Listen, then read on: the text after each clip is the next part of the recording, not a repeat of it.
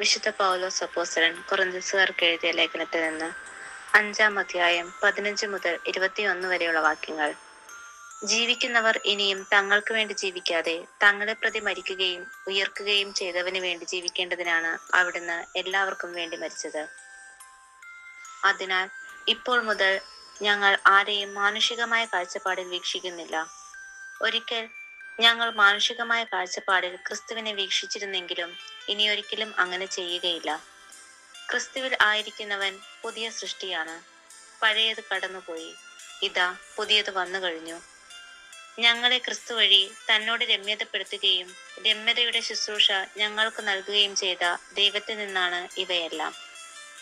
അതായത്, ദൈവം മനുഷ്യരുടെ തെറ്റുകൾ അവർക്കെതിരായി പരിഗണിക്കാതെ രമ്യതയുടെ സന്ദേശം ഞങ്ങളെ ബരമേൽപ്പിച്ചുകൊണ്ട് ക്രിസ്തു വഴി ലോകത്തെ തന്നോട് രമ്യപ്പെടുത്തുകയായിരുന്നു.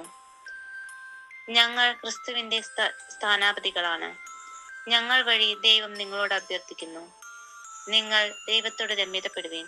ഇതാണ് ക്രിസ്തുവിന്റെ നാമത്തിൽ ഞങ്ങൾ നിങ്ങളോട് അപേക്ഷിക്കുന്നത്. എന്തെന്നാൽ അവനിൽ നാം എല്ലാവരും ദൈവത്തിന്റെ നീതിയാകേണ്ടതിന് പാപം അറിയാത്തവനെ ദൈവം നമുക്ക് വേണ്ടി പാപമാക്കി. ദൈവവചനമാണ് നാം കേട്ടത്. വിശുദ്ധ മാർക്കോസ് എഴുതിയ സുവിശേഷം 1-ാം അധ്യായം 16 മുതൽ 20 വരെയുള്ള വാക്യങ്ങൾ. അവൻ ഗലീലി കടൽത്തീരത്തുകൂടെ കടന്നു പോകുമ്പോൾ ശിമയോനെയും അവന്റെ സഹോദരൻ അന്ത്രയോസിനെയും കണ്ടു. മീൻപിടുത്തക്കാരായ അവർ കടലിൽ വലയെറിയുകയായിരുന്നു. യേശു അവരോട് പറഞ്ഞു, എന്നെ അനുഗമിക്കുവിൻ, ഞാൻ നിങ്ങളെ മനുഷ്യരെ പിടിക്കുന്നവരാക്കും. ഉടനെ വലയുപേക്ഷിച്ച് അവർ അവനെ അനുഗമിച്ചു.